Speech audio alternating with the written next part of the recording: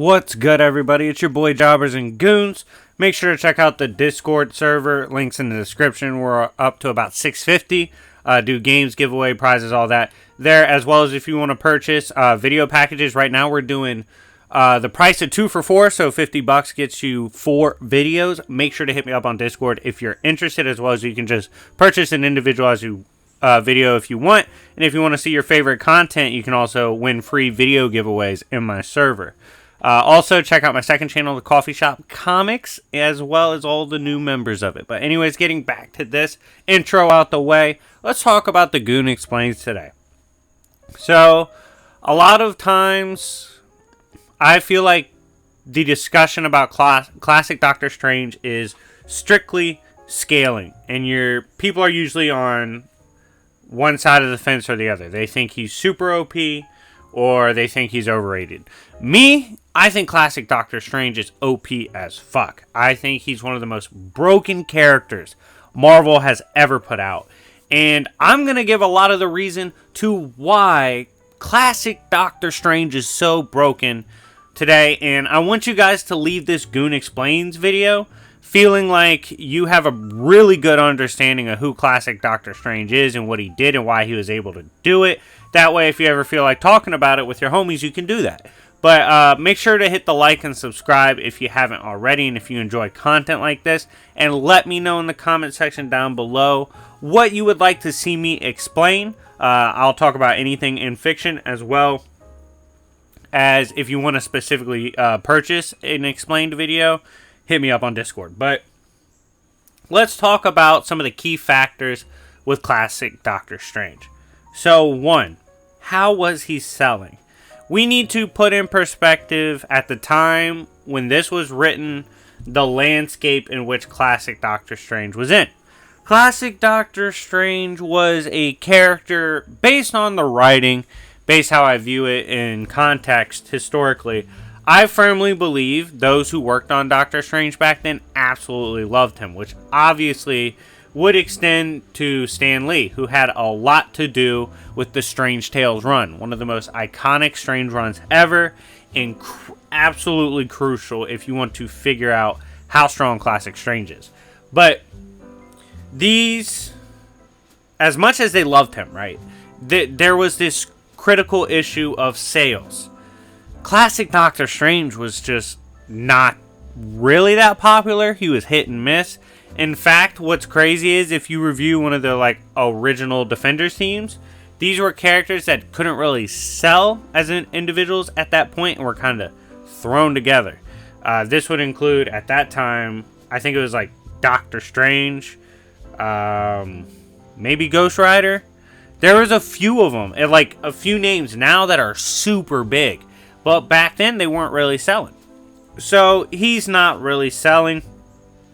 And another key factor is he's being used almost to explore the landscape of Marvel, as well as its many domains of magic. So those two combined, also with how much they loved him and how much they wanted to do with him, this makes a serious cocktail for an overpowered character. They're trying to do wild shit that'll get people's attentions and make them tune in. They're trying to increase sales. They absolutely love the character, at least that's what it seems to be, based on if you go back, read all the author notes, all the author statements, all the editor notes. He was so beloved back then. With all that, they're not gonna be shy about hitting grand slams with Doctor Strange and power scaling. Why? Because back then it wasn't that big of a consequence. Back then, they didn't have the droves of social media, the ease of access for forums and for fans to truly speak their mind. And so they could do wild shit with the cosmology that otherwise might not be that consistent. Some writers, like Jack Kirby, he took cosmology serious. He's like, we need to establish it, be consistent with it. But it almost seems like with classic Doctor Strange, they didn't really give a shit about how the cosmology ended up. They just wanted to keep going. And this need to build upon the foundations of the multiverse with classic Doctor Strange led to him doing some crazy shit. For example, there is literally a string of runs from Strange Tales like 110 to like way past 158. He's literally, for the most part, just going to different layers in the cosmology like every other chapter. It's ridiculous. You're like, yo, this isn't Doctor Strange isn't so much as a protector of a reality as he is an explorer of all realities. And I think this was perfectly highlighted by Pre-Retcon Beyonder. Pre-Retcon Beyonder actually, when he met Doctor Strange, was terrified. Another important aspect to him is the exploration part that I've been touching on. You see, similar to how I've shown crazy moments and feats for Ben Grimm before, that's because Ben Grimm was a victim of circumstance. That is, he was being put in a lot of positions where Fantastic Four were used to scour the multiverse and explore the cosmology, and in doing so by proxy, he's gonna run into some heavy galactic hitters, right? With that being said, naturally he's gonna have some really good damn feats. Well, Doctor Strange being one in the classic era to plunge into the magical depths of Marvel's existence, he was literally sent across all of creation. He saw all of the cosmos. And I'm going to relate this back to Beyonder in a second. This is important because, like I said, the need for him to branch out and adventure would cause for him to have feats at stupid high levels. That's why you see him be able to box with the likes of Dormammu, literally beat up Toboro, fight Zom. All these things, they are easy for him because he is a vessel for the writers that already love him to explore Marvel's magical hierarchy. And in doing so, it creates a monster of a character. And it's pretty cool when, circling back to Beyonder, he ran into Doctor Strange. He said, you know, of all the entities and all the people I have met in this Marvel universe, Doctor Strange is the scariest to me. He said, people don't really respect him like they should, but Doctor Strange has been everywhere. He's literally seen all of existence, and in doing so, he has about as much experience as any being to literally ever exist.